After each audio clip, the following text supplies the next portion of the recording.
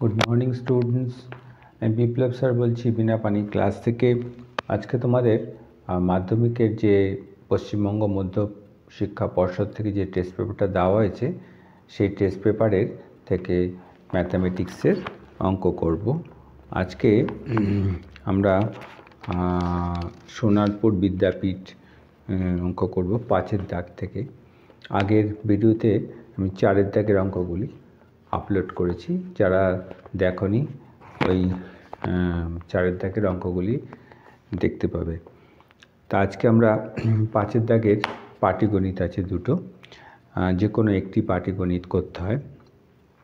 দেখো, প্রথম যে অঙ্কটা, কোনো মূলধন একই বার্ষিক শতকরা সরল সুদের হারে 7 বছরের সুদে আসলে 7,100 টাকা এবং 4 বছরের সুদে আসলে 6,200 টাকা হলে মূলধন ও বার্ষিক শতকরা সরল সুদের হার নির্ণয় করতে বলেছে। দেখো, কোনো মূলধন মানে মূলধনটা আসলটা, সেটা 7 বছরের সুদে আসলে 7,100 টাকা হচ্ছে, 4 বছরের সুদে আসলে 6,200 টাকা হলে এবার আমার মূলধন কত মানে আসলটা কত আর বার্ষিক সুদের হার কত। তা এই অঙ্কটা কীভাবে করব আমরা? প্রথমে লিখব 7 বছরের আসল যোগ সুদ সমান সমান 7,100 টাকা। এই লেখা হলো। ঠিক তার নিচে লিখব 4 বছরের আসল যোগ সুদ সমান সমান 6,200 টাকা। তা এটা থেকে আমরা 3 বছরের সুদ পাব, কেননা 7 বছরের যে আসল টাকা সেটা সুদে আসলে 7,100 টাকা হচ্ছে, 4 বছরের একই টাকা 4 বছরের সুদে আসলে 6,200 টাকা। তার মানে এখান থেকে আসলটা বাদ হয়ে যাচ্ছে, তাহলে 3 বছরের সুদটা বাকি থাকছে। কত আসছে এখানে? 900 টাকা। ঠিক আছে, তাহলে সুতরাং 1 বছরের সুদ তাহলে কত হবে? 900/3, তাই তো? এবার 4 বছরের বা 7 বছর যে কোনো একটা করতে পারো, 4 বছর কিংবা 7 বছরে যে কোনো একটা সুদটা বার করতে পারো। তাহলে 4 বছরে কত হবে? 900 গুণ 4/3, তাই এটা 3 দিয়ে কাটলে 300 সমান সমান 1200 টাকা। ঠিক আছে, আমরা 4 বছরের আসল যোগ সুদ 6,200 টাকা বলেছি, 4 বছরের সুদ পেলাম, সুতরাং নির্ণেয় মূলধন বা আসলটা কত আসছে? তাহলে আমরা 4 বছরের সুদ এটা পেয়েছি, আসল যোগ সুদ হচ্ছে 6,200, তাহলে মূলধনটা কত? 6,200 থেকে 1,200 টাকা বিয়োগ যাবে সমান সমান 5,000 টাকা। ওকে, তাহলে এটা হচ্ছে ফার্স্ট উত্তর। এবার যদি তুমি 7 বছরের বার করতে, 7 বছরের যে সুদটা আসতো সেটা 7,100 থেকে সেটা বাদ দিলে আসল টাকাটা বেরিয়ে পড়বে, একই 5,000 টাকাই আসবে। এবার কোশ্চেনে বলেছে বার্ষিক সুদের হার নির্ণয় করো। তাহলে আসল ব্র্যাকেটে P = 5,000 টাকা। ঠিক আছে, আর সুদ ব্র্যাকেটে I = 1,200 টাকা ধরছি, 4 বছরের সুদটা ধরছি। সময় ব্র্যাকেটে T = 4 বছর। ঠিক আছে, সুদের হার হচ্ছে আর এটা জিজ্ঞাসা করেছে আমাদের কোশ্চেনে। তাহলে সুদের হারের ফর্মুলা কি? সুদের হার R = I গুণ 100 P/T। তা আইটা কত? 1200 গুণ 100, আসলটা কত? 5,000, আর সময়টা হচ্ছে 4 বছর। এই শূন্য এই শূন্য এই শূন্য কাটা, এই শূন্য কাটা, কাটলে কত আসছে 30, 5কে 30 দিয়ে কাটলে 6, তার মানে 6%। তাহলে এটা একটা অ্যান্সার হলো, আর এটা একটা অ্যান্সার হলো।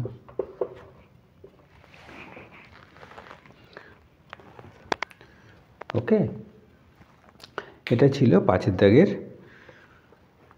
1 নম্বর অঙ্ক, সরল সুদ থেকে দিয়েছে।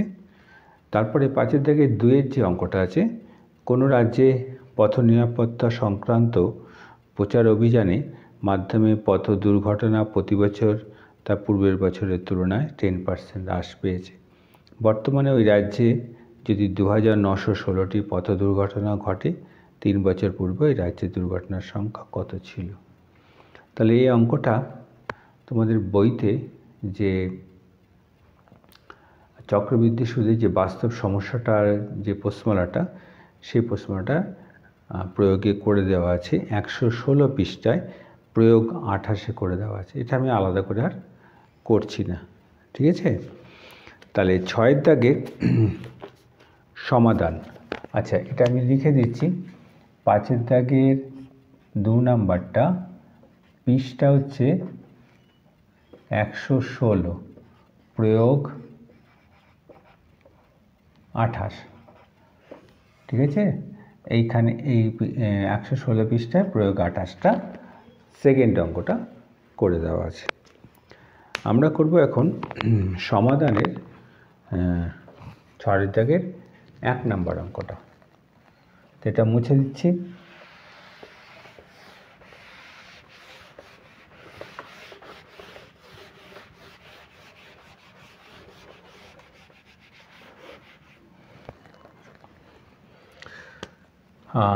ছয়ের দাগের 1 নম্বর সমাধান করো। তা 1a plus b plus x equal to 1 by a 1 by b plus 1 by x, x not equal to 0 minus a plus b, ঠিক আছে? এই সমাধানটা দিয়েছে। তো এটা আমরা কিভাবে করব? প্রথমে 1a plus b plus x by 1 minus xটাকে আমরা বাঁ দিকে নিয়ে আসব, 1 by a plus 1 by b। এবার দেখো এটাকে এলসিএম করব, a plus b plus x, তাহলে a plus b plus x আছে, তাহলে x বসছে, আর minus a plus b plus x এই এসছে, ইকুয়াল টু ab, তাহলে এখানে থাকছে b plus a, equal to x দিয়ে গুণ করলে ax bx plus x square, আর এখানে x minus a minus b minus x equal to B plus A plus B, কথার অর্থ একই, এক্স এক্স ক্যান্সেল, এখানে দেখো মাইনাস কমন যাবে, A plus B A x plus B x plus x square equal to A plus B আর A B. এবার দেখো এখানে এ প্লাস বি এসছে, এখানেও দেখো ডান দিকেও এ প্লাস বি এসছে, তাহলে এ প্লাস বি ক্যান্সেল করে দিলাম, তাহলে minus 1 A x B x plus x square equal to 1 by A B. তাহলে ক্রসে গুণ করব, A x B x plus x square minus A B. Okay, আবার এখানে A x plus B x plus x square plus A B equal to 0। তাহলে দেখো এবার এটাকে আমরা মিডল টার্ম বের করব। তাহলে এখানে লিখি ax প্লাস ab আর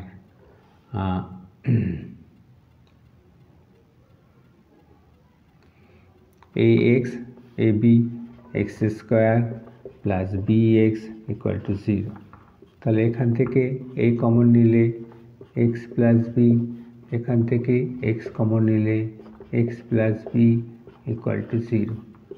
তাহলে x প্লাস b আর a plus x equal to 0।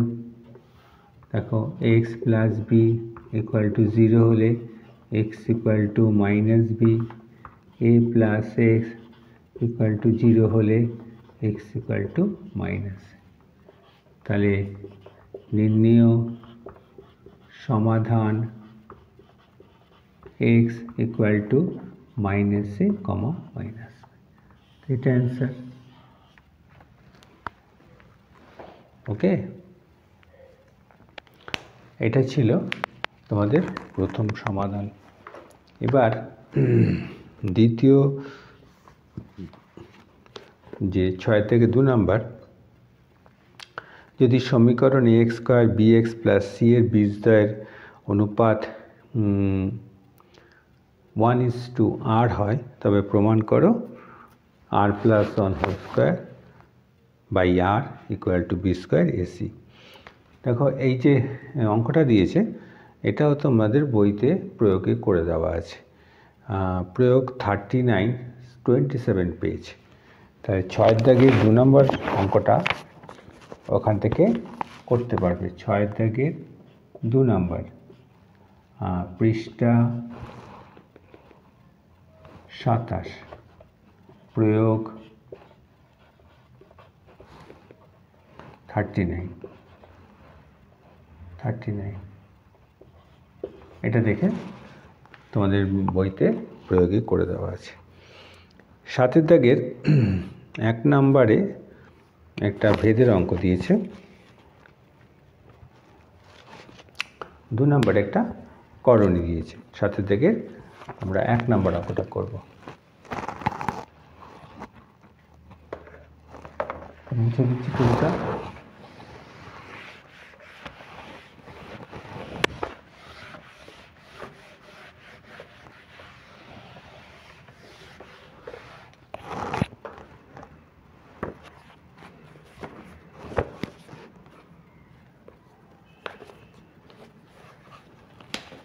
সাতের দাগের 1 নম্বর, a square plus B square varies A B হলে প্রমাণ করো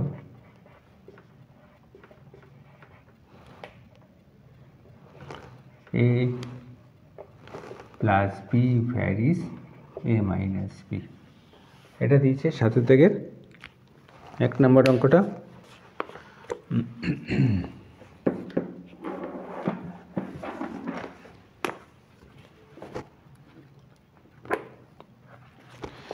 তা এই অঙ্কটা আমরা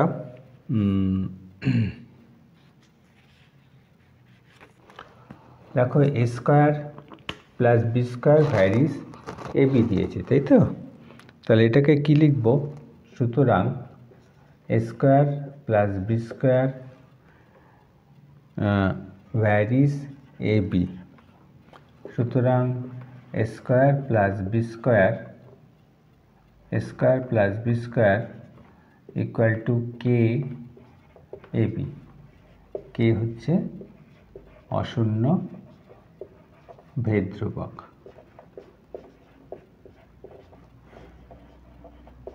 ওকে, এবার দেখো এটা পরের লাইনে কি করব, a square plus B square by A b, a বিটাকে নিচে নিয়ে আসলাম ইজ ইকুয়াল টু কে, এই লিখলাম।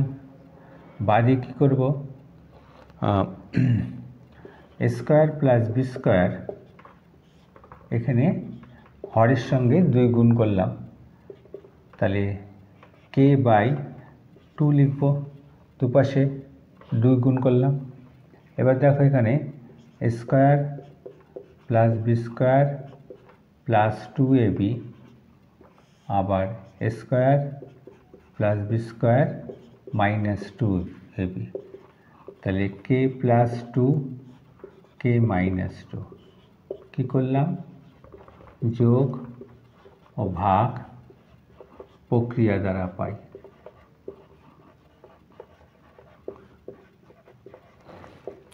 ওকে, লব প্লাস হর লব মাইনাস হর, লব প্লাস হর লব মাইনাস হর, এই করলাম। এবার দেখো এ square plus 2ab plus B square, a square plus 2ab plus B square a plus b whole square, তাহলে এটা কি লিখতে পারছি, a plus b whole square. আবার এখানে কি লিখতে পারছি, a minus b whole square, এই দুটো লেখা যাচ্ছে। এবার এখানটা দেখো কে প্লাস 2 ইজিক্যাল টু আমরা কি লিখি, k plus 2 k minus 2 is equal to m square ধরি, ঠিক আছে। যেখানে কে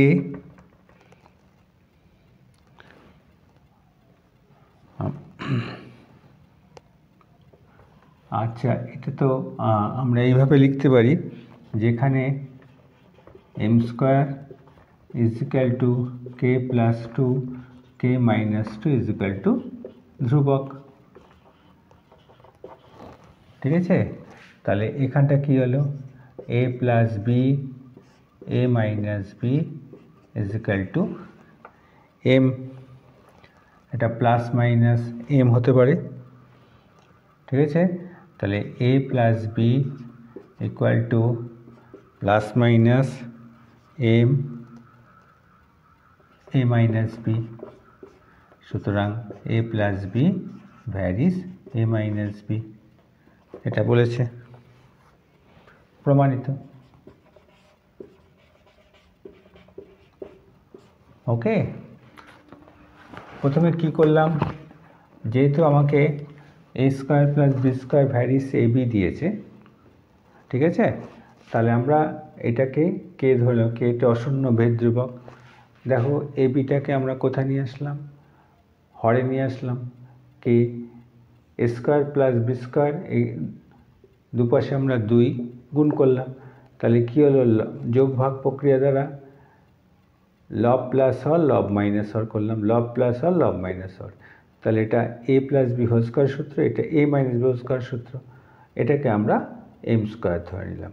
এবার দুপাশ থেকে যে বর্গ ছিল আমরা বর্গমূল করে নিলাম, বর্গমূল করলে এ প্লাস বি পাচ্ছি, এ মাইনাস বি পাচ্ছি, ইকুয়াল টু এটা প্লাস মাইনাস এম, তো এ প্লাস বি করলাম এটা, আর এমটা হচ্ছে কি ভেদ ধ্রুবক, সুতরাং a plus b varies a minus B, এটা প্রমাণিত, ঠিক আছে। 7 দাগের এটা ছিল 1 নম্বর অঙ্ক। এবার 7 দাগের যে 2 নম্বর অঙ্কটা দিয়েছে, এটা করণী থেকে দিয়েছে।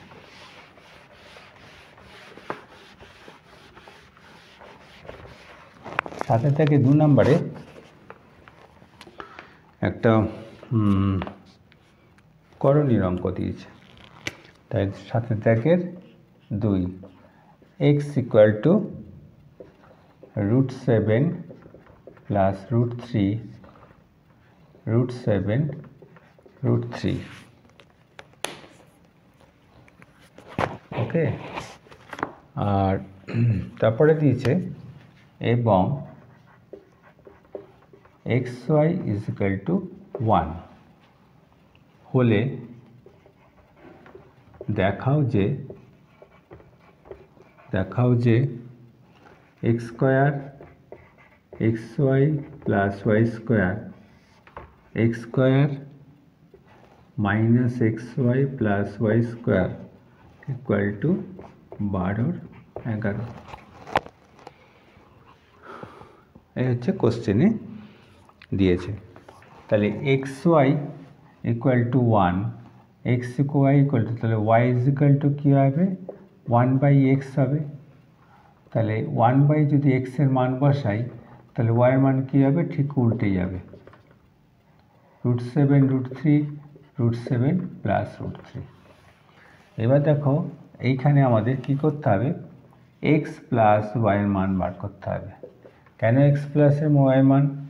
এবার দেখো x square plus x y plus y square by x square minus x y plus y square.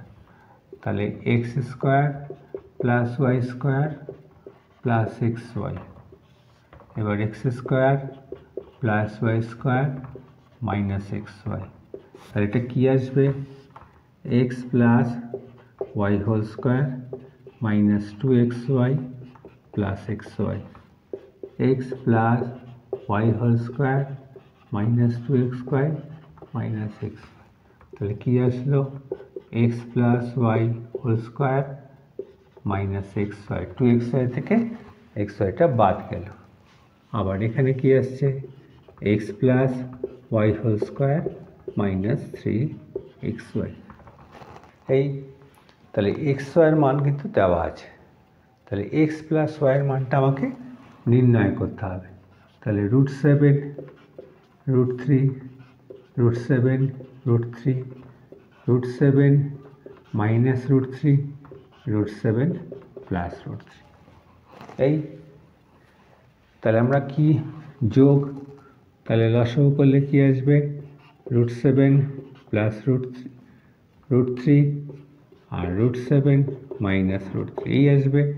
তাহলে প্রথমে রুট সেভেন মাইনাস এটা বাদ যাচ্ছে, তাহলে রুট সেভেন প্লাস রুট থ্রির সঙ্গে আবার root seven plus root three গুণ হবে, আর এটা রুট সেভেন মাইনাস রুট থ্রির সঙ্গে root seven minus root three গুণ হবে।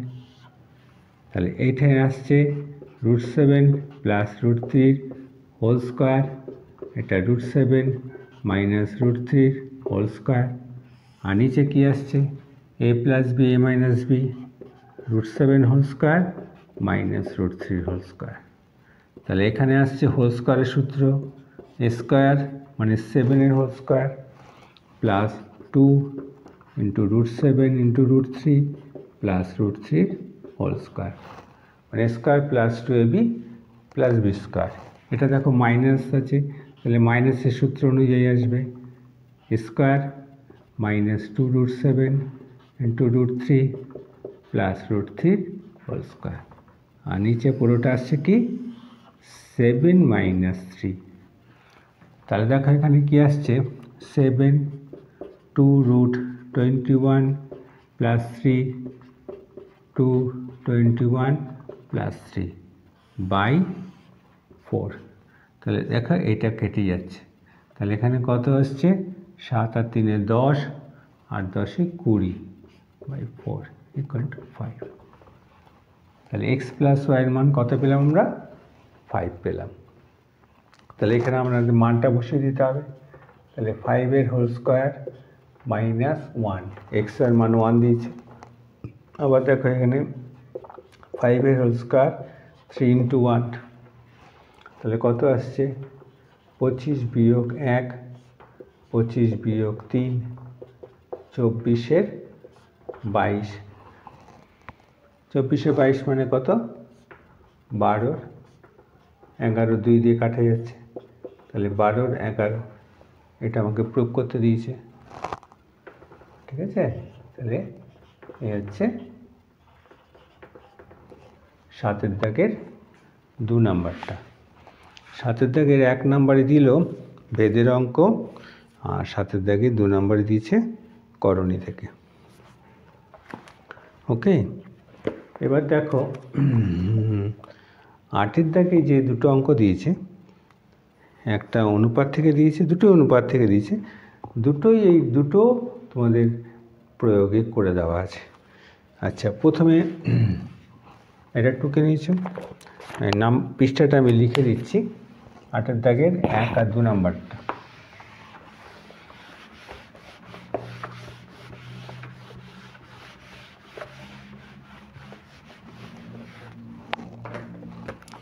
আটের দাগের 1 নাম্বার যে অঙ্কটা, পৃষ্ঠা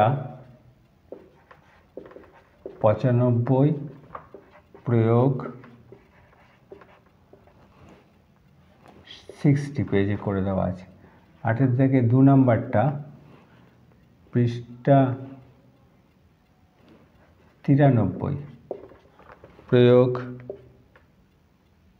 57, দুটো পরপর 93 আর 95 এই দুটো অঙ্কই তোমাদের প্রয়োগে করে দেওয়া আছে। ওকে, এবার দেখো 9 দাগে তো তোমাদের 5, 6, 7, 8, 5 দাগে পাটিগণিত করলাম আর 6, 7, 8 আমরা বীজগণিত করলাম। 9 নম্বরে দেখো যে প্রথমটা দিকটা দিয়েছে পিথাগোরাসের উপপাদ্য দিয়েছে। এখানে পিথাগোরাসের উপপাদ্য বিবৃত করে বলে প্রমাণ করে ওইভাবে দেয়। পিথাগোরাসের উপপাদ্যটা বলে দেওয়া আছে, প্রমাণ করে যে সমকোণী ত্রিভুজে অতিভুজের উপর অঙ্কিত বর্গক্ষেত্রের ক্ষেত্রে অপর দুই বাহুর উপর অঙ্কিত বর্গক্ষেত্রের সমষ্টি সমান। এটা প্রত্যেকে নিশ্চয়ই পিথাগোরাসের উপপাদ্যটা এবছর খুবই ইম্পর্টেন্ট, আসার চান্সটা অনেকখানি।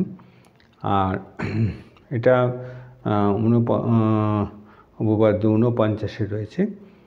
আর প্রমাণ করে যে একই বৃত্তাংশ সকল কোণই সমান, এটা উপপাদ্য হচ্ছে 35 পৃষ্ঠা 129 রয়েছে। ঠিক আছে, অবশ্যই পিথাগোরাস তোমরা এতদিনে আয়ত্ত করে ফেলেছ। 10 দাগে যে রাইডার বা এক্সট্রা থাকে, দেখো প্রমাণ করে যে বৃত্তস্থ সামান্তরিক এটি আয়তকার চিত্র, খুব ইজি একটা রাইডার দিয়েছে। এটাও তোমাদের বইতে করে দেওয়া আছে। আচ্ছা, 9 দাগেরটা বলছি। 9 দাগের 1-এরটা পিথাগোরাসের উপপাদ্য। ঠিক আছে, 9 দাগের 2 নাম্বার উপপাদ্য 35 পৃষ্ঠা 129। আচ্ছা, এটার পৃষ্ঠাটা 285 পেজ, 285 পেজের আছে পিথাগোরাসে। ঠিক আছে, 10 দাগে যে 1 নাম্বার যে রাইডারটা দিয়েছে সেটা প্রয়োগ 5 পৃষ্ঠা 167 পেজের। 10 দাগে 2 নাম্বারটা যেটা দিয়েছে প্রয়োগ 14 পৃষ্ঠা 216 পেজের। এই তোমার জ্যামিতি 8 দাগের, এটা 8 দাগের অঙ্ক, 9 দাগে 10 দাগে এই তোমাদের যে স্কুলে করছি। আর 10-11 দাগের তো একটা স্পর্শক অঙ্কন করতে দিয়েছে, আর জ্যামিতিক উপায়ে √12 দিয়েছে। জ্যামিতিক উপায়ে √12 প্রত্যেকে নিশ্চয়ই আঁকতে জানো, 4x3 করে এটা আঁকতে হবে।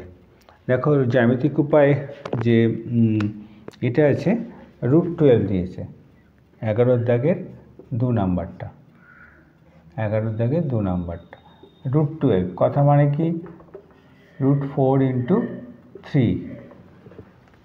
4x3 তার মানে কি একটা 4 সেন্টিমিটার সরলরেখা নেবে, একটা 3 সেন্টিমিটার সরলরেখা নেবে।